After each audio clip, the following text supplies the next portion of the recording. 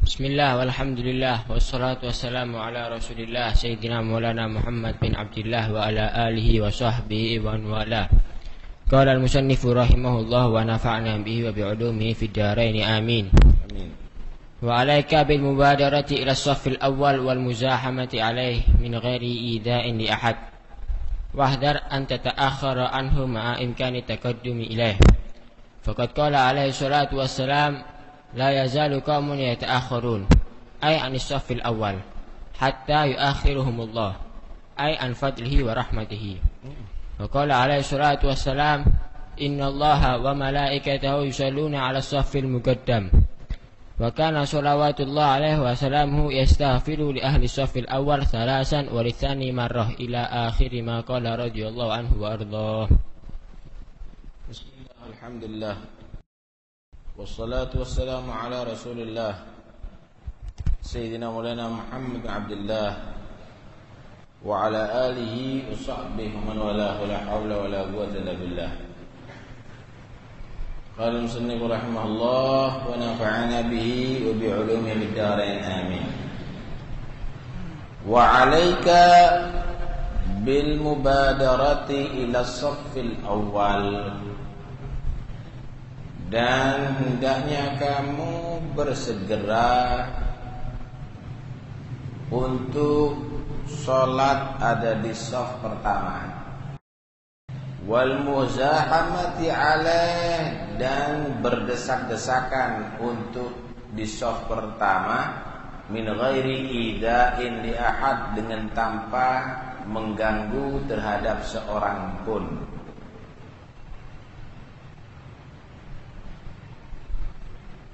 Wahdar, dan berhati-hatilah anta ta'akhara, kamu mengundurkan diri anhu dari shaf pertama ma'a imkani tagaddum, padahal memungkinkan kamu maju di shaf pertama ilaihi, kepada shaf pertama. Waqad qala alaihi salatu wassalam, dan telah bersabda Nabi sallallahu alaihi wasallam, la yazalu qaumun yata'akhkharun, teruslah masih beberapa orang yata'akhkharun, mundurkan diri ay anis saffil awal, dari shaf pertama, hatta yuakhirahumullah, sehingga Allah mengakhirkan mereka an fadlihi, daripada kemurahannya, wa rahmatihi, dan rahmatnya. Salat berjamaah itu dianjurkan, utamanya salat itu dilakukan pada shaf pertama. Jadi berusahalah untuk jadi orang yang di shaf pertama. Jangan kamu tadi itu menjadi orang yang siap ada di shaf kedua atau shaf yang ketiga. Tentunya usahanya tadi itu bukan merebut hak orang lain, tapi kamu datang awal untuk bisa di shaf pertama. Ajaran ini menggambarkan, pertama, hendaknya kamu itu berlomba-lomba untuk kebaikan. Karena ketika kamu menjadi orang yang berlomba-lomba untuk kebaikan, kamu menjadi orang yang sangat perhatian atas kebaikan. Tapi ketika kamu tadi itu selalu menjadi orang nomor 2, apalagi nomor terakhir, itu berarti kamu kurang perhatian. Mungkin karena lebih mementingkan urusan duniawi, atau mungkin karena kamu bermalas-malasan, kurang tertarik dengan urusan pahala. Allah berfirman dalam Al-Quran, sabiqu ila maghfiratin mir rabbikum, berlomba-lombalah kamu untuk mendapatkan ampunan daripada Tuhan kamu. Dikatakan oleh Makhul, yang dimaksud adalah at-takbiratul ula ma'al imam. Ada yang lainnya menyatakan at-takbiratul ula was-safful awal. Yang dimaksud berlomba-lomba mendapatkan ampunan daripada Allah, yaitu dengan cara kamu 100% sholatnya berjamaah. Bertakbiratul ihram sama imam. Imam Allahu Akbar, kamu juga Allahu Akbar. Tapi kalau kamu jadi masbuk, berarti kamu gak berlomba-lomba dong. Sengaja kamu memperlambat diri. Ada lagi menyatakan takbir pertama dan juga shaf pertama. Udah dia gak terlambat di shaf pertama, takbir langsung bersama imam. Wah, ini hebat. Itulah orang yang dikatakan yang berlomba-lomba untuk menggapai ampunan dari Allah Subhanahu wa ta'ala.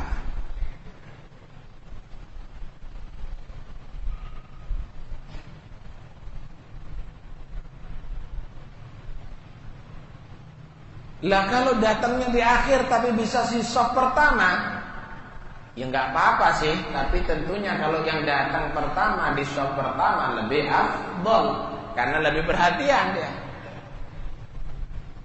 Karena itu kadang-kadang orang menyatakan saya sudah istiqomah di shaf ketiga. Loh, istiqomah itu Pak bukan berarti juara 3 terus menerus, nggak mau juara 1, itu goblok namanya. Istiqomah itu al-mulazamah ala fi'lit ta'at, terus menerus berbuat taat. Cuma peningkatan taat, jangan pancet, nggak meningkat sama sekali. Jangan berubah taat menjadi maksiat, jangan berubah ingat kepada Allah menjadi lupa, tetapi tingkatkan mutu dan kualitas taatnya setiap saatnya. Nggak ngurangi istiqomah, malah itu lebih tepat. Bukan berarti udah saya mulai dari dulu di shaf ketiga, padahal masih shaf pertama dan kedua kosong. Itu bukan istiqomah, itu namanya al-gobloku.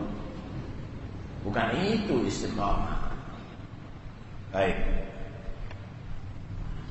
Hendaknya kamu tadi itu berlomba-lomba segera untuk mendapatkan shaf yang pertama.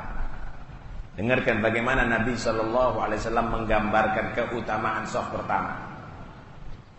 Beliau bersabda, "Lau ya'lamun nas ma fin nida'i was-saffil awwal, thumma lam yajidu illa an yastahimu alaih, lastahamu alaih. Walau ya'lamuna ma fit tahjir lasabagu ilaih, walau ya'lamuna ma fil atamati was-subhi la atauhuma walau habwa." Lau ya'lamun nas, kalau seandainya manusia itu tahu ma fin nida, pahala yang Allah berikan di dalam adzan, was-saffil awal, dan shaf yang pertama, tsumma lam yajidu, kemudian mereka tidak mendapatkan illa an yastahimu, kecuali mereka mengundikan diri, berundi, lastahamu alaih, mereka pasti akan mau berundi. Nih, adzan sudah penuh di masjid ini, mau masuk masjid orang-orang. Gak boleh, gak bisa masuk semuanya, gak muat, diundi. Kalau seandainya orang tahu bagaimana pahalanya di adzan itu, sudah ada di masjid, jawabnya udah ada di masjid, maka sekalipun dengan undian pun mereka akan siap. Sampean sekarang kalau kepingin haji itu 17 tahun lagi masih sudah daftar sekarang. Sudah daftar sekarang. Kenapa? Saking kepinginnya haji. Nggak usah haji. Ini loh kata Nabi. Ya bukan nggak perlu haji ya. Ini artinya gambarannya ini loh. untuk supaya mendapatkan pahala di adzan dan pahala di shaf pertama. Kalau seandainya kamu tadi itu tidak mampu melaksanakan itu kecuali diundi, undian yang masuk shaf pertama, maka cepat-cepat Anda mendaftar. Saking nggak kelihatan pahalanya, padahal gede pahalanya.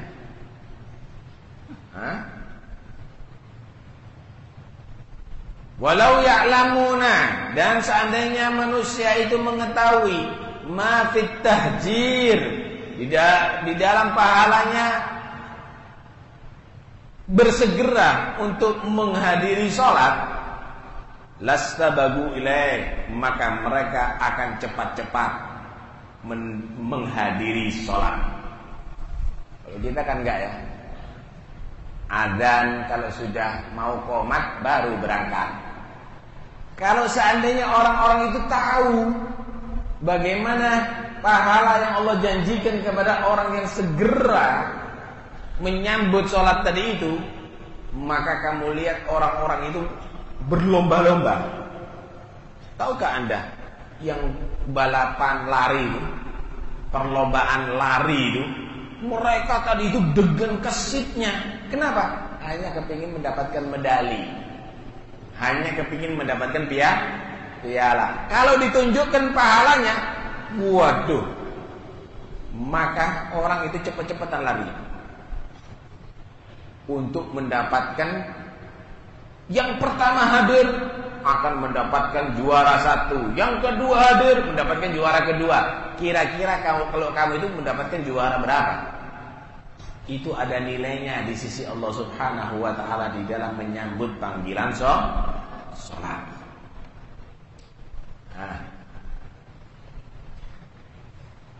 Walau ya'lamuna ma fil atamati wasubhi, kalau seandainya manusia itu mengetahui bagaimana pahala yang Allah berikan di dalam menjaga sholat berjamaah isya dan subuh, la atauhuma walau habwan, maka mereka akan menghadiri sekalipun dengan merangkak. Yang lumpuh-lumpuh itu, kalau tahu pahalanya sholat berjamaah di masjid isya atau subuh, dari daerah jauh merangkak pun akan sanggup. Ini gambarannya begini. Yang hadir sholat subuh dikasih 1 miliar. Insya Allah rumah sakit itu dicebot semua infusnya. Berangkat mau menghadiri sholat berjamaah di Masjid Al-Anwar ini. Insya Allah yang setruk itu makso ngesot gelap. Ini enggak? Kata Nabi kasih kayak gambaran. Kalau seandainya mereka tahu pahalanya sholat isya berjamaah dan sholat subuh berjamaah di masjid, mereka akan siap datang sekalipun dengan merangkak-rangkak. Gak aru memang ya. Pahala itu memang tidak dinampakkan di dunia, tapi setelah mati baru ketahuan pahala. Kalau sekarang pahala dengan 50.000, koyok-koyok larangan 50.000. Seakan-akan 50.000 lebih berharga daripada pahala. Nanti kalau sudah mati baru, ya Allah, ternyata tak berharga itu duit. Ternyata tak berharga itu harta. Kalau jadi amal soleh baru berharga. Di situ orang-orang yang kaya-kaya itu kalau mati dia pengen hidup lagi. Cita-citanya kalau hidup apa? Mau dihabis totalkan hartanya untuk jadi amal soleh. Rabbirji'un la'alli a'malu salihan fima taraktu. Ya Allah, kembalikan lagi hidup aku supaya aku beramal soleh daripada apa yang aku tinggalkan daripada harta benda. Kalla innaha kalimatun huwa qailuha. Enggak bisa. Yaitu memang kalimat yang diucapkan oleh orang yang menyesal setelah mati ingin hidup lagi untuk beramal soleh. Tapi udah keputusan Allah, wa min waraihim barzakhun ila yaumi yub'atsun. Udah keputusan Allah, barzakh sampai hari kebangkitan setelah mati. Kalau orang urusan duniawi bingung urusan duniawi, terlambat sholat berjamaah, si ada diurusi ya. Loh yang melarat-melarat ini kok sholatnya terlambat, opo ini? Kenapa? Ini kan tambah bingung kan ini. Apa alasannya? Pabrik enggak, toko juga enggak, kok masih terlambat sholatnya? Lah inilah orang rugi dunia akhirat nantinya ini. Khasirat dunya wal akhirah, dzalika wal khusranul mubin. Udah di dunia ekonomi lemah, nanti di akhirat amal soleh lemah nanti. Nah, itu sebenarnya orang fakir itu calon kaya raya di akhirat. Orang fakir itu calon kaya raya di akhirat kalau dia memanfaatkan.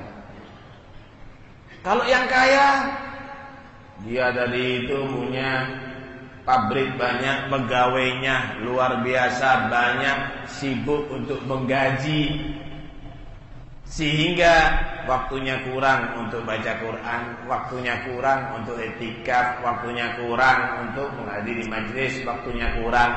Loh, yang nggak punya ini kan nggak ada yang diurusi. Yang penting kan kamu bisa makan sepiring, keluarga kamu juga begitu, kan cukup. Berarti waktunya banyak kan untuk baca Quran, untuk berzikir, kok digunakan untuk yang lainnya? Loh, ini loh. Calon kaya di akhirat dengan amal-amal soleh tapi tidak digunakan. Nanti sekalipun masuk surga nyesel dia.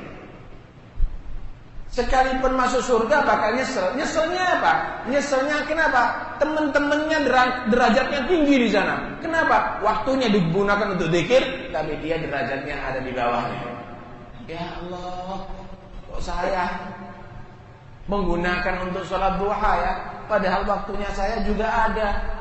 Kok saya gunakan untuk berzikir ya, menghadiri majelis ya, padahal waktu saya juga ada, bukan sibuk saat itu.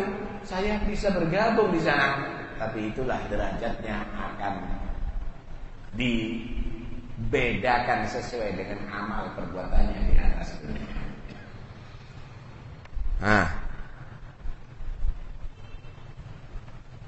Dalam hadis yang lain, Rasulullah sallallahu alaihi wasallam bersabda, "Innallaha wa malaikatahu yusalluna 'alas sufufil awwal." Sesungguhnya Allah dan para malaikat memberikan sholawatnya. Sholawat daripada Allah itu adalah rahmat. Sholawat dari para malaikat itu doa. Malaikat mendoakan dan Allah merahmati kepada orang-orang yang ada di shaf pertama. Alas sufufil awwal. Ini kadang-kadang orang ini repot. Ini shaf pertama belum komplit, buat shaf kedua. Males. Melaku jalan beberapa langkah males.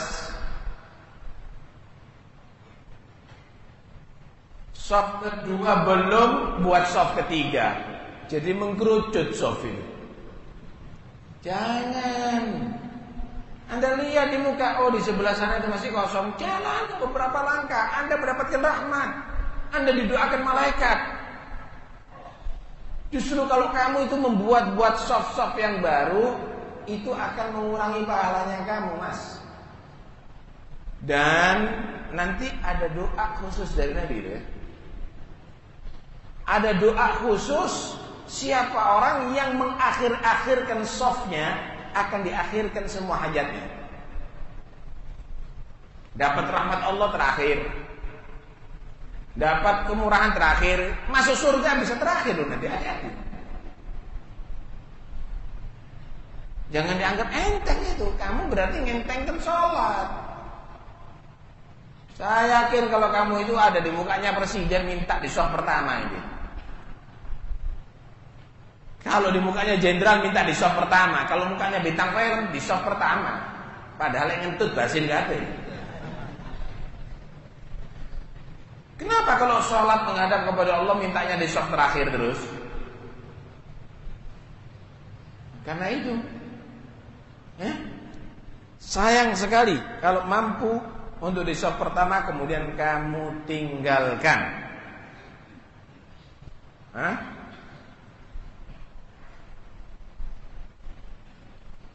Dalam hadis yang lain, Nabi sallallahu alaihi wasallam malah doakan 3 kali.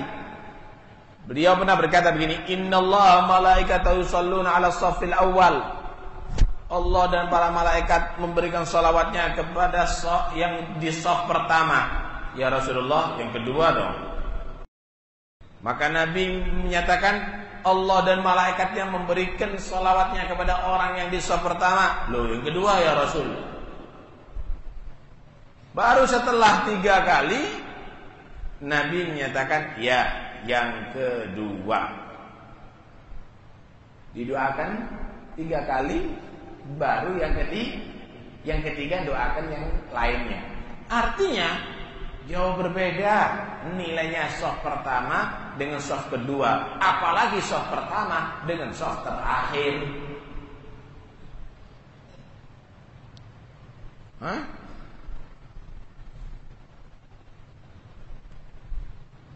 Para malaikat begitulah dalam mengatur shaf. Di malaikat itu juga shaf, bersaf-saf ya. Bersaf-saf para malaikat itu. Rapi shafnya malaikat. Sampai Nabi sallallahu alaihi wasallam berkata, "Ala tasufuna kama tasuful malaika 'inda rabbiha?" Tidakkah kamu merapikan shaf kamu seperti para malaikat merapikan shafnya di kehadiran Tuhannya?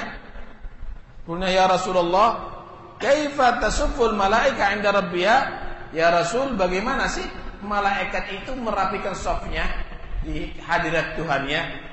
Maka Nabi menyatakan, yutimmun as-sufufal awwal wa yatarasuna fis shaf. Beliau, para malaikat Allah menyempurnakan shaf-shaf pertamanya. Tidak membuat shaf yang kedua kecuali yang pertama selesai sempurna. Demikian juga ketika tidak diadakan kecuali yang kedua sempurna, dan seterusnya. Dan mereka betul-betul meluruskan shafnya, merapatkan shafnya. Begitu. Umatnya Nabi Muhammad itu disifatkan di kitab Taurat, yasufuna fis salati kasufufihim fil qital. Mereka itu mengatur barisan shafnya seperti mereka mengatur barisan untuk perang. Gimana kalau perang? Kira-kira barisannya tentara itu ada enggak menceng-menceng? Sentak. Rapi, rata. Shaf juga begitu, yang rapi, yang rata. Begitulah mereka serius dalam urusan barisan shaf untuk sholat, seperti seriusnya ketika barisan mengatur shaf untuk perang. Ini sifatnya umat Nabi Muhammad, ada di kitab Taurat. Karena itu Nabi SAW juga bersabda,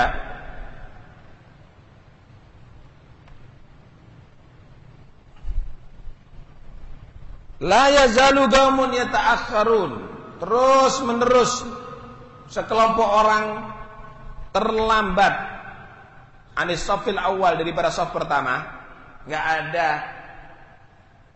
peningkatan, enggak ada perubahan, hatta yuakhirahumullah, sehingga Allah akan memperlambat dia daripada an fadlihi wa rahmati, daripada kemurahannya dan rahmat Allah. Antu terakhir nanti rahmatnya. Kenapa? Dia ngentengkan sih, tidak perhatian dengan shaf, tidak diperhatikan. Karena itu kalau dia itu ruwet, lama selesai ruwetnya. Karena itu kalau dia itu ada masalah, nggak selesai permasalahannya. Kenapa? Karena dia tidak mau berubah, shafnya di terakhir terus. Tapi kalau orang perhatian di shaf pertama, insya Allah cepat selesai urusannya. Bukan hanya di dunia, bahkan nanti ada di akhirat. Karena rahmat Allah itu diperlukan dunia sampai akhirat. Hah? Cuma untuk softnya perempuan, hadirin, untuk softnya perempuan itu paling afdal di belakang. Khairu sufufir rijal awwaluha. Softnya laki-laki itu yang paling bagus adalah yang pertama. Wa khairu sufufin nisa akhiruha. Softnya perempuan yang paling bagus ada di akhir. Itu kalau sholat berjamaah sama laki-laki. Kenapa? Karena yang terakhir itu berarti yang paling dia dari itu menutup diri supaya nggak kelihatan laki-laki. Dia nggak ngelihat laki-laki, dia juga nggak dilihat laki-laki.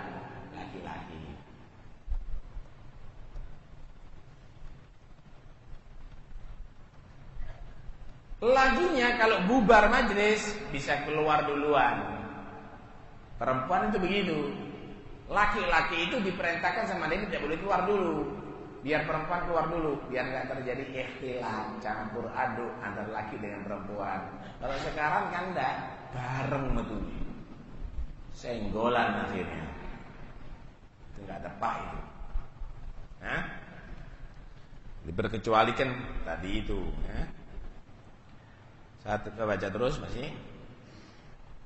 Waqala alaihi salatu wassalam, dan bersabda Nabi sallallahu alaihi wasallam, innallaha malaikatahu yusalluna 'alas saffil mugaddam.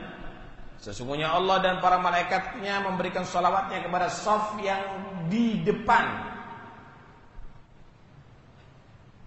Wa kana shalawatullah salamuhu yastaghfiru li ahli saffil awwal thalathan wa litsani marratan. Dan ada Rasulullah SAW mendoakan mudah-mudahan mendapat ampunan Allah orang yang di shaf pertama 3 kali, yang di shaf kedua 1 kali didoakan. Nah, ini gambaran bagaimana pentingnya kita memperhatikan shaf, saudara. Shaf ini adalah ikatan sebetulnya, ikatan hati. Nanti akan dibahas pada pengajian berikutnya. Gambaran ikatan hati. Karena itu kalau softnya tadi itu terputus, ibarat rantai yang terputus. Softnya tadi itu kalau benggang-benggang, kekuatannya kurang.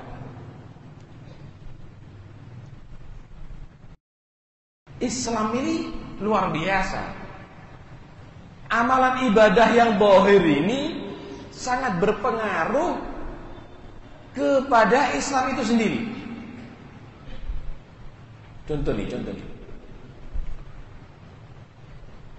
Semua orang yang sholat ini di seluruh dunia, baik itu di timur maupun di barat, di utara atau di selatan. Kalau Anda tanya, kalau Anda sholat menghadap kemana? Mereka tidak pernah menghadap. Saya menghadap ke timur, bagi yang tinggal ada di barat. Atau yang di barat menyatakan saya menghadap ke barat, bagi yang tinggal ada di timur, Ka'bah. Atau dia menyatakan saya menghadap ke utara, bagi yang tinggal yang ada di selatannya Ka'bah. Atau menyatakan saya menghadap ke selatan, bagi yang tinggal ada di utara Ka'bah. Tapi mereka menyatakan kami menghadap ke Ka'bah. Satu kesatuan. Kesatuan. Sehingga mereka menyatakan kiblat kita sholat satu, menghadap ke Ka'bah al-Musyarrafah. Hebat. Agama lain mencong-mencong, gak karuan. Ada menghadap timur, ada menghadap arah barat, ada menghadap. Kalau kita tidak, semuanya menghadap satu. Yang di tengah laut pun kalau Anda katakan Anda sholat menghadap ke mana, dia akan mengatakan menghadap ke arah Ka'bah. Allah. Kalau Anda melihat dari atas, bentuk orang yang sholat ada di sekitar Ka'bah itu seperti gelap, bundar gitu. itu menunjukkan satu kesatuan. Bundar terus berkembang. Jadi kalau Anda mau lihat seluruh dunia ini bundar umat Islam. Ketika sholat itu bundar jadi satu, menghadap semuanya ke arah yang sama. Ini adalah gambaran bagaimana kekuatan kita di dalam sholat tadi itu. Tentunya kesempurnaan kekuatan itu jika kamu tadi itu memperhatikan shaf pertamanya rapi dalam shafnya, dan itu berpengaruh kepada jiwa keislaman Anda. Itu sangat berpengaruh terhadap jiwa keislaman, saudara. Lah kalau sudah sembahyangnya malas-malesan, ya berarti lemah kekuatan Islam.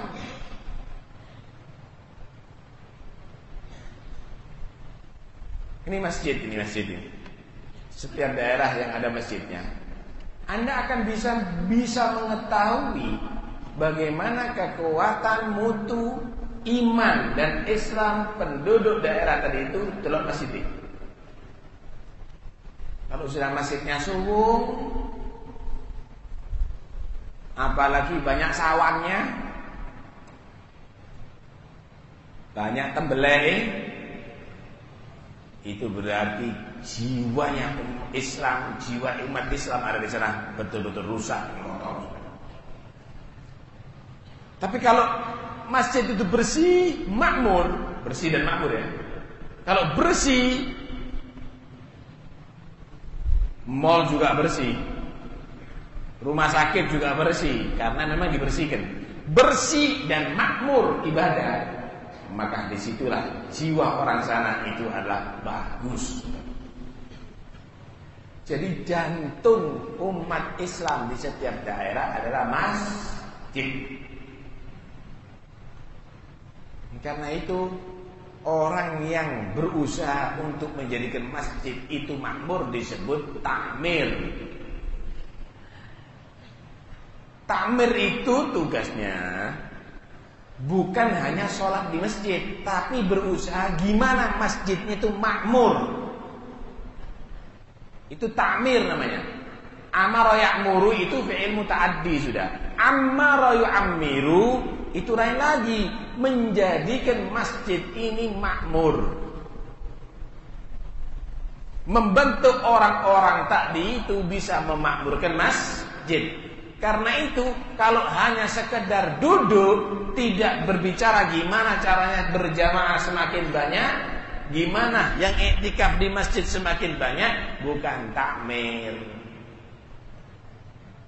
Jadi tugasnya takmir ini berusaha gimana caranya menjadikan masjid ini makmur dan orang-orang itu cinta ke masjid. Karena itu dicarikan imam yang sekiranya disenangi sama makmum. Jangan imam yang tidak disenangi sama makmum. Disenangi itu ukurannya syariat.